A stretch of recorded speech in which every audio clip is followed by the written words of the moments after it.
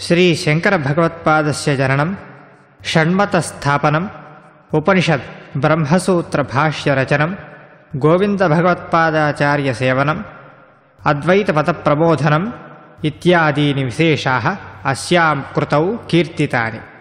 कीर्तनं शंकर गुरुवरं सततं स्मरामि।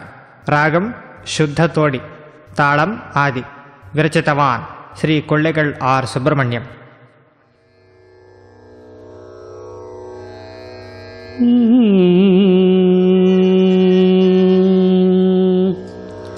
शंकर गुरुवरं सततं स्मरामि।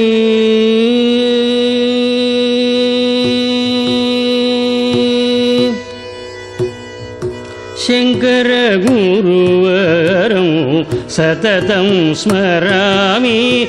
आर्याम्ब शिवगुरु वरतनुजं नमामि। शंकर गुरुवरं सततं स्मरामि। आर्याम्ब शिवगुरु वरतनुजं नमामि। शंकर गुरुवरं सततं स्मरामि। आर्याम्ब शिवगुरु वरतनुजं नमामि। शंकर गुरुवरं सततं स्मरामि।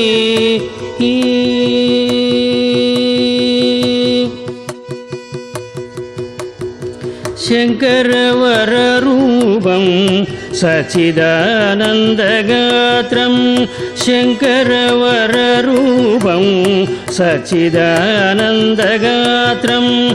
शंकरवररूपं सच्चिदानन्दगात्रं। गोविंद भगवत्पाद करकमलसञ्जातं। गोविंद भगवत्पाद करकमलसञ्जातं।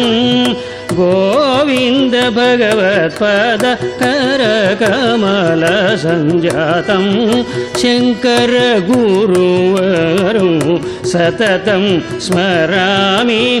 आर्याम्ब शिवगुरु वरतनुजं नमामि। शंकर गुरुवरं सततं स्मरामि।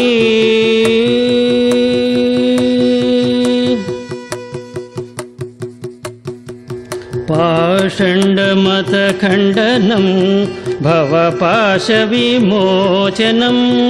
पाषण्डमतखण्डनं